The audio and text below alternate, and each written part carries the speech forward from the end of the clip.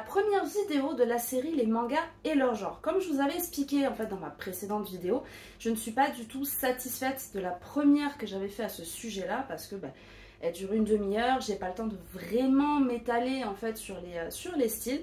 Donc c'est pour ça que là je voulais tout recommencer. Du coup, aujourd'hui de quoi allons-nous parler? Des shonen, des shoujo et des kodomo.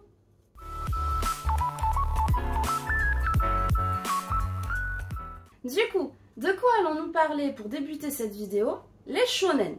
Les shonen, pourquoi? Parce que c'est un terme que normalement tout le monde a entendu, au moins une fois, enfin en tout cas une bonne majorité, et que même si vous n'avez jamais entendu ce mot-là, les mangas que je vais vous citer qui font partie de cette catégorie-là, je refuse de croire qu'il n'y en a aucun qui vous parle. Je n'y crois pas, à moins d'être un ermite qui vit dans une grotte isolée de tous. Vous devez au moins avoir entendu ces noms-là. Même si je n'ai rien contre les ermites enfermés dans des grottes isolées de tous. Mais c'est obligé qu'il y en ait au moins un qui vous parle.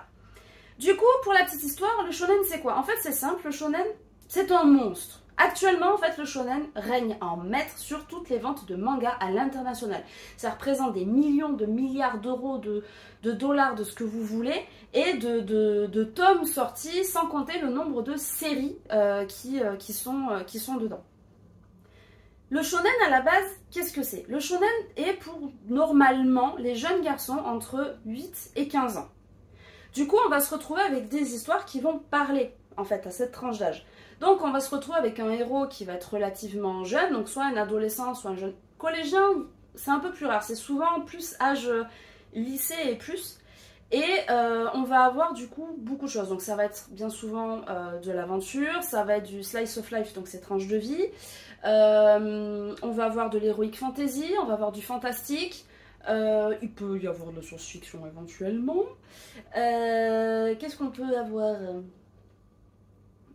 Tous ces thèmes-là, et sachant que dans ces thèmes-là va graviter des valeurs de vie comme le dépassement de soi, l'estime de soi, ce que j'appelle le pouvoir de l'amitié, mais qu'en gros, l'union fait la force, qu'en gros, seul on avance et à plusieurs on va plus loin, voilà, grosso modo, ça va surtout être en fait des messages d'espoir qui sont lancés dans les shonen, d'espoir, et aussi des credos en fait finalement, où des lignes de vie tout simplement. C'est par les mangas on apprend entre guillemets, grosses guillemets, la vie en lisant entre lignes. Bon, bien entendu quand on est jeune on s'en rend pas compte, mais un peu comme dans les Disney où souvent il y a des morales et ce genre de choses, les mangas c'est pareil. Après on est sur du 8-15 ans. C'est pour ça qu'en fait on va avoir des violences qui vont être aléatoires, parce que même si ça reste du shonen, il faut pas oublier le public qui va le lire, et donc du coup bien entendu il faut adapter. C'est pas parce qu'on se dit oui shonen c'est pour les jeunes garçons, bon du coup mon fils il a 10 ans, je peux lui prendre un SNK. Vous faites ce que vous voulez, mais si vous voulez que votre enfant, après c'est toujours pareil, mais si vous voulez que votre enfant lise un manga où il y a des gens décapités, du sang partout et des colonnes vertébrales à foison, libre à vous. Mais en regardant cette vidéo vous pouvez pas dire que vous n'avez pas été informé, c'est impossible. Donc voilà, donc il faut quand même faire cette petite différence, et ça va être pareil sur la thématique de cette vidéo, en fait, sur les shoujo shonen, bon kodomo moins mais shoujo shonen, oui c'est ça, sur les shoujo shonen, ça va être surtout ça, c'est qu'on est sur cette tranche d'âge, mais le contenu diffère parce que justement, il faut que ça puisse convenir à tous les âges. Voilà, donc il faut s'informer un petit peu, surtout quand c'est pour offrir. Dans les shonen, en fait, les plus connus, il y en a un, et c'est pour ça que je disais que je refuse d'entendre ou de croire quiconque me dit qu'il n'en a pas entendu parler. One Piece. Alors, mon âme de Naruto fangirl a mal au cœur, mais bel et bien obligée d'admettre que One Piece l'a détrôné. Moi qui ai très longtemps boudé One Piece parce que je n'y arrivais pas, j'adhérais pas du tout. Je me suis surprise finalement à le prendre dès le début. En fait, je me suis fait tous les épisodes. Et encore, j'attends un peu parce que sinon j'ai pas envie d'attendre tous les samedis pour avoir le prochain épisode. Mais là, enfin voilà, je suis à Wano bien entamée. C'est une tuerie parce qu'il mélange tout. En fait, on a vraiment ce côté estime de soi, comme je disais au début, on a le dépassement de soi, on a l'amitié, on a la solidarité, on a la tolérance. on a l'acceptation, le pardon, il y a vraiment tout qui est dans ce manga. Et je dois admettre que ça me fait très très mal justement de l'admettre et que du coup, je n'en dirai pas plus parce que ma fierté en prend un sacré coup déjà de dire ça. Donc dans les mangas les plus connus, je disais, nous avons One Piece, Naruto, Bleach, Dragon Ball, Dr. Stone, parce que ça aussi ce que je voulais te préciser, c'est que dans un shonen, il y a des connaissances. Dr. Stone a beau être un manga post-apocalyptique, un peu primitif, etc. On a quand même des expériences scientifiques qui sont réalistes. Avec les années, il me semble, de quand ça a été découvert et ce genre de choses, parce qu'ils essayent de recréer une humanité. Voilà, donc ça reste quand même relativement complet et toujours avec ce système d'aventure. Qu'est-ce qu'on va avoir? Pour les anciens, il y a les Chevaliers du Zodiaque qui font partie des shonen également. Et il y en a plein d'autres. Sur la chaîne, en shonen, ce que je vais pouvoir vous présenter, peut-être que je ferai du One Piece, mais ça sera plus par rapport à l'anime, vu que vous voyez bien, j'ai pas la place pour les mangas. Donc je ne sais pas encore si je vais les lire, peut-être un jour, mais voilà, pour l'instant, si je dois vous faire un truc, ça sera sur l'anime et sur le live action. Je suis en train de réfléchir. Du coup, voilà. Donc sur ma chaîne, ce que vous allez avoir, et que j'ai déjà, Black Butler, Moriarty, Final Fantasy Lost Stranger, nous avons Grand Blue Fantasy également, que je vais pouvoir vous présenter. Et je dois avoir là-dedans d'autres shonen où je vais pouvoir en fait vous les décrire, vous les expliquer, etc. Dans le shonen, il y a des petits dérivés. Il y a ce qu'on appelle les isekai. Les isekai, qu'est-ce que c'est? Bien souvent, c'est un héros, enfin c'est pas bien souvent, c'est que la définition même, c'est le héros qui est transporté dans un autre monde. La manière d'y parvenir est quasiment tout le temps la même s'il y a quelques variantes. Souvent, c'est le héros, il est en train de jouer à un jeu vidéo et en fait, il est transporté dans son jeu. Ou alors, il lit un livre, il est transporté dans son livre. Ou alors, il y a un cas de mort subite. Et donc, du coup, soit son âme, en fait, il se réincarne dans un autre monde. Donc, soit c'est un autre monde vraiment parallèle et ailleurs, soit il va retourner justement dans son jeu vidéo ou dans son roman. Dans les plus connus, on va avoir tout simplement Sword Art Online, où en fait Sword Art Online il joue à son jeu vidéo et il est bloqué dans son jeu vidéo, donc lui il n'y a pas de cas de mort subite. Moi quand je me réincarne en slime, le héros, enfin c'est pas un spoil parce que c'est dans les 10 premières minutes du truc et c'est comme ça, le héros quick et son âme est réincarnée dans un autre monde, voilà.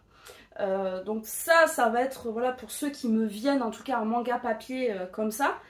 Là, en animé, dans le genre Isekai, j'ai fait sur Crunchyroll Am I the Strongest et Cheat Skill Level Up. Donc, désolé pour mon accent anglais, voilà.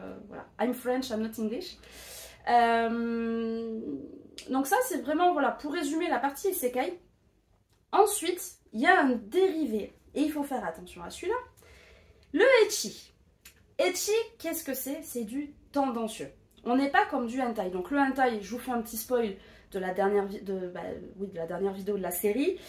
Le hentai, ce sont des mangas pornographiques. Voilà. L'ecchi, on n'est pas encore à ce stade-là, mais c'est tendancieux. Dans le sens où on va avoir beaucoup de seins, beaucoup de soutien-gorge, de culottes, de trucs un peu chelous, vraiment particuliers. En fait, c'est... déjà, il y a souvent des harems. Donc les harems, c'est quand on a un héros et que toutes les filles tombent comme des mouches. Et pour attirer son attention, elles y vont de « je me colle à toi ». Et bien entendu, quand je me colle à toi, à ton bras, on a un énorme décolleté vu sur le truc avec le héros en sueur, quoi. Et ça, c'est un des exemples les plus soft qu'il y a parce que le ecchi, c'est vraiment... Il n'y a pas d'acte sexuel, mais il y a de la grosse tendance. Donc du coup, il me semble que là, pour le shonen, j'ai plus ou moins bien résumé. Du coup, on attaque la suite.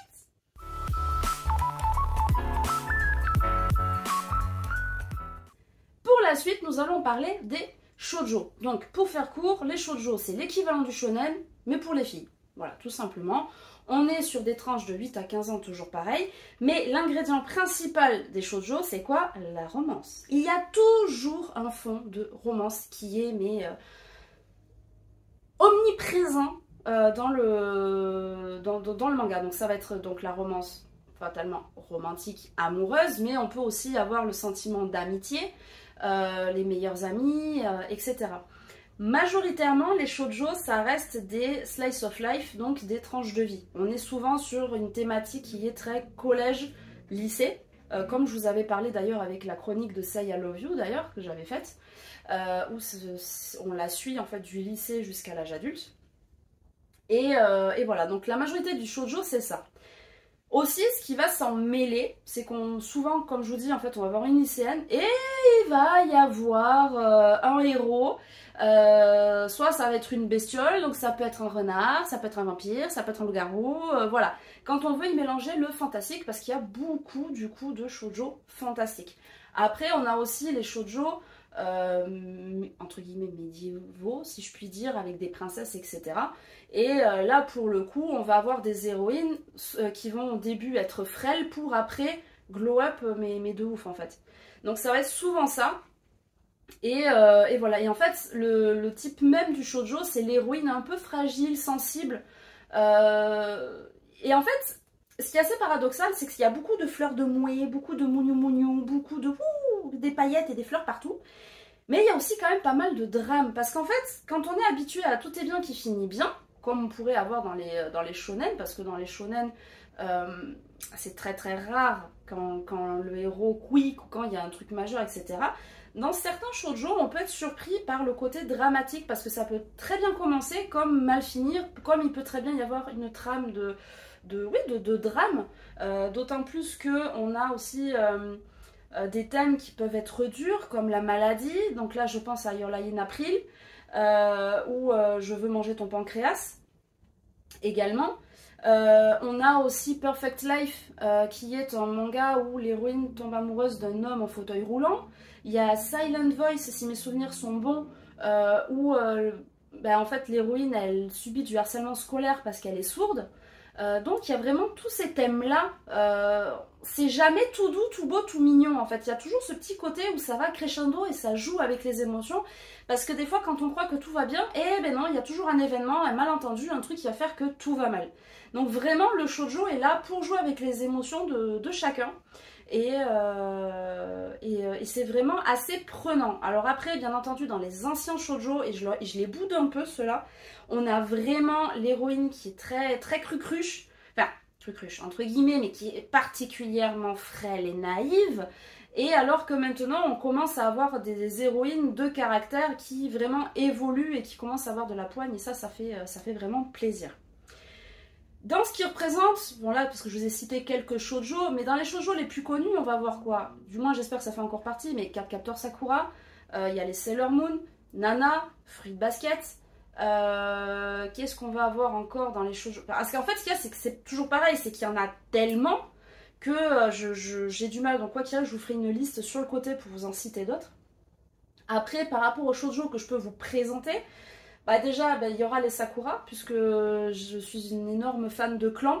Donc du coup, j'ai les Tsubasa, j'ai les Holic, j'ai tout ça.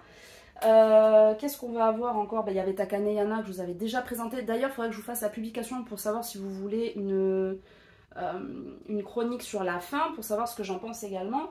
Il y a aussi les Vampire Knights, Divine Nanami.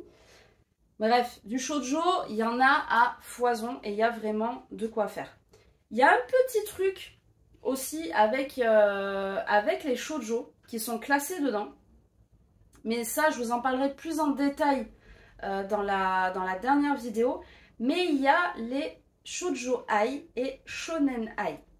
Je fais une petite aparté, encore une fois, sur ça, parce que j'en parlerai plus en détail avec le Boys Love et Yuri. Shonen ai, qu'est-ce que c'est? C'est quand on a deux protagonistes où il y a une relation ambigu dans le sens romantique, où en fait ça laisse supposer une romance entre deux hommes. Et le shoujo ai, c'est la même chose, c'est juste que c'est avec deux femmes ou deux jeunes filles, une relation un peu ambiguë. Donc ça, ce sont des dérivés du shoujo, tout comme avec le shonen où on a le l'ecchi et le hentai d'ailleurs, qui est considéré comme un shonen. J'ai halluciné quand j'ai lu ça, moi je l'aurais plus calé dans autre chose, mais bon bref. C'est pour ça que je vous dis, c'est très global, mais après aussi ce qui détermine le genre, c'est dans quel magazine c'est publié. Il suffit que ce soit à la base un magazine de shonen, voilà, c'est classé comme ça. Donc c'est pour ça, attention vraiment de ce côté-là. Et je crois que j'ai dit une grosse connerie, il faudra que je vérifie. Mais du coup, voilà. Je pense que pour le shoujo, on a fait le tour. Je pense que c'est ça. Donc maintenant, on va aller à la fin de la vidéo.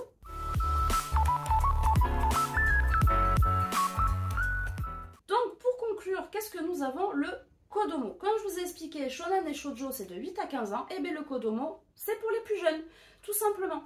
Dans les Kodomo, en fait, on va avoir des choses toutes mignonnes, donc c'est relativement mixte, ce n'est pas séparé par genre. Donc on va avoir Chi, on va avoir Kilari, qu'est-ce qu'on a encore? Hamtaro, Ni Empire, et vraiment tous ces trucs très enfantins, très mignons, très kawaii. En fait, c'est vraiment pour les plus petits, et c'est du Kodomo. Si j'ai mis le Kodomo avec le shonen et le shoujo, c'est parce qu'on reste sur la partie enfance, mais c'est surtout parce que je n'en ai pas, donc je ne risque pas de vous en présenter, du moins pour l'instant.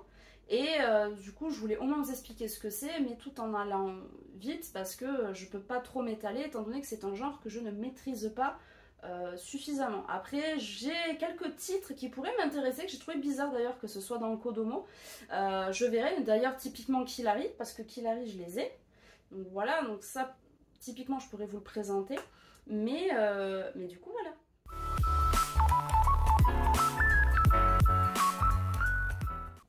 En conclusion du coup de cette vidéo, j'espère que tout ça vous aura été utile, ou vous sera utile en tout cas, pour vos achats ou pour offrir et ce genre de choses.